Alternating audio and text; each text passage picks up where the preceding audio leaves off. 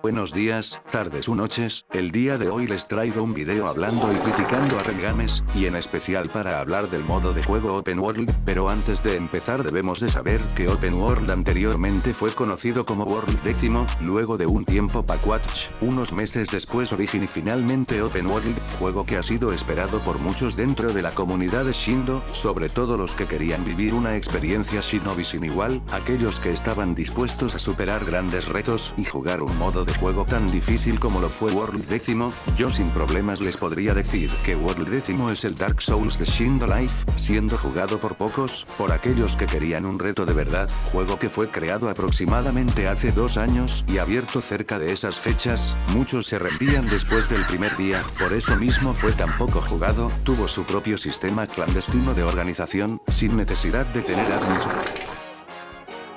Ahora quería decir que ha sido muy esperado por la comunidad de CC y World X, muchos de los amantes de estos modos de juego les apostaría que abandonaron Shindo Life o como mínimo perderían la fe de que Rage sacara Open World o CC y jugarían ocasionalmente Shindo Life para poder estar al tanto de si sacan o no estos dos modos de juego. Yo en lo personal estuve a punto de perder la fe de que Rage sacara el nuevo World X, hasta que este mismo subió a su canal de YouTube un video el cual tenía de título Open World y nuevas mecánicas de NPCs,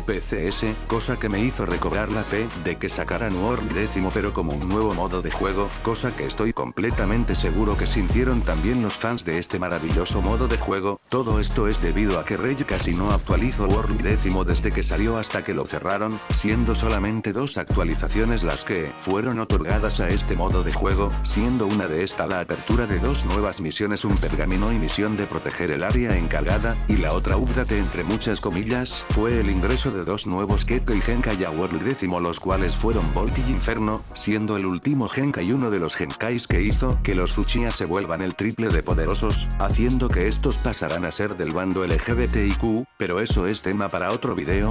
que titularé, los Genkais más usados por gente que le gusta que su tío entre a su cuarto en la noche. En fin, volviendo al tema, Rage tenía abandonado a la comunidad de World X y CC por mucho tiempo, cosa que hizo que muchos de los jugadores de CC se fueran a sí mismo con las comunidades y clanes de World X, y te preguntarás qué son los clanes o qué comunidades habían en World X, si era un juego de mundo abierto y sin orden alguno, pues eso será tema para otro video.